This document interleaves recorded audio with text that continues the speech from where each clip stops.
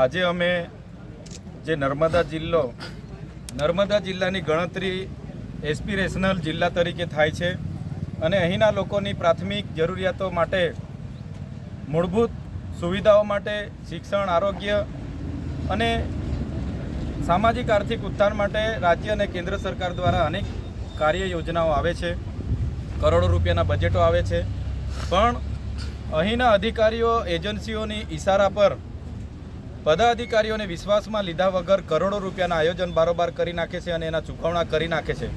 એના વિરોધમાં અમે કલેક્ટર શ્રી નર્મદાને આવેદનપત્ર આપવા માટે જઈ રહ્યા હતા. અમારી સાથે સરપંચશ્રીઓ, તાલુકા જિલ્લા પંચાયતના સદસ્ય અને અનેક પદાધિકારીઓ હતા. છતાંય અમે સવારથી નીકળેલા છે, અમને જવા દેવામાં આવતા નથી. એક આવેદનપત્ર આપવાથી સરકાર આટલી બધી ડરે છે એ અમને સમજાતું નથી. ત્યારે અમને લાગે છે કે આ ભ્રષ્ટાચાર પાછળ મોટા ગજના નેતાઓના હાથ હશે એવું અમને ચોક્કસપણે લાગી રહ્યું છે. તમે જોઈ શકો છો જે નર્મદા જિલ્લામાં ભ્રષ્ટાચાર થયા છે.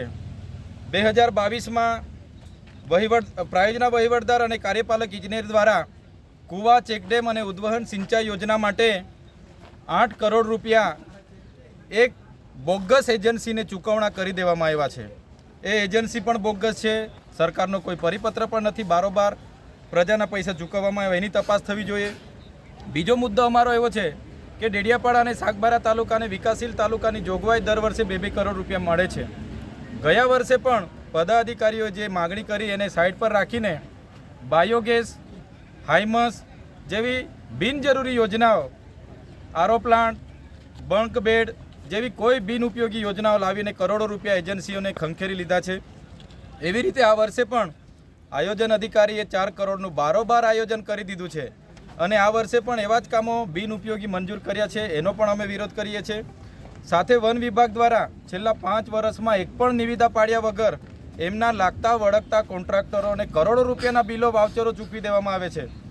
એનો પણ અમે વિરોધ કરીએ છીએ. સાથે મનરેગામાં જે એજન્સી ફિટ કરેલી છે એ એજન્સીએ આ વિસ્તારમાં ડેડિયાપાડા તાલુકામાં પોતાનું ગોડાઉન નથી રાખ્યું કે ડેડિયાપાડા વિસ્તારમાં કોઈ મટીરિયલ નથી રાખ્યું, રોયલ્ટીવાળા બિલો પણ નથી રજૂ કર્યા, છતાં પંચાયતો પર મોટી ટકાવારી લીધી છે. એનો પણ અમે વિરોધ કરીએ છીએ. અને આવતા સમયમાં જે આદિ આદર્શ ગ્રામમાં છે 18 કરોડનું જે રોડ રસ્તાના કામો અમે બધાએ લડ્યા ત્યારે સરપંચોને 18 કરોડના કામો આપ્યા અને બીજા 50 કરોડનું બારોબાર આયોજન કરી લીધું છે. એનો અમે વિરોધ કરીએ છીએ. અને તમામ કામગીરી, તમામ યોજનાઓ જ્યારે પણ આવે, જેનું બજેટ આવે તો ગામ પંચાયત પર ગામ સભામાં એનો ઠરાવ લેવામાં આવે, ગામ પંચાયતને જ કામ કરવાની અધિકાર આપવામાં આવે એવી અમારી માગણી છે. અને જેટલા પણ અધિકારીઓએ બારોબાર આ બિલો ચૂકવેલા છે એના પર તાત્કાલિક ધોરણે વિજિલન્સ તપાસ થાય.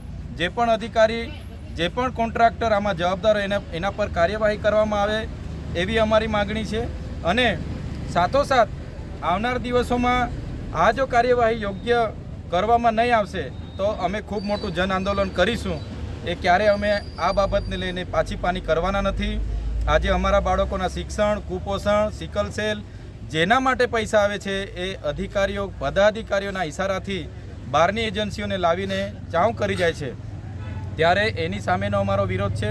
સાથે સાથે અમારા સિંચાઈ વિભાગમાં સ્ટાફ નથી, તાલુકા વિભાગમાં કોઈ હાજર નથી રહેતું, મામલતદારમાં સ્ટાફ નથી. ત્યારે આ બાબતને લઈને પૂરતા શિક્ષકો મુકાય, પૂરતી શાળા બંધાય, આંગણવાડી બનાય, એના માટે પણ અમે રજૂઆત કરવા માટે જતા હતા. છતાં અમને પોલીસ આજે મોવી ખાતે અટકાવેલા છે અને અમને આગળ જવા દેવામાં આવતા નથી.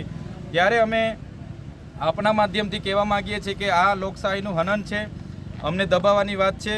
આવનાર દિવસમાં આ મોટો ભ્રષ્ટાચાર ખુલ્લા પાડવા માટે આવનાર દિવસોમાં હજારોની સંખ્યામાં લોકો સાથે અમે જઈશું અને અમને ધરણા કરવો પડશે, આંદોલન કરવું પડશે, રેલી કરવી પડશે, ત્યાં કલેક્ટરની કચેરીની ઘેરાવો કરવો પડશે કે નર્મદા કમલમનો ઘેરાવો કરવો પડશે.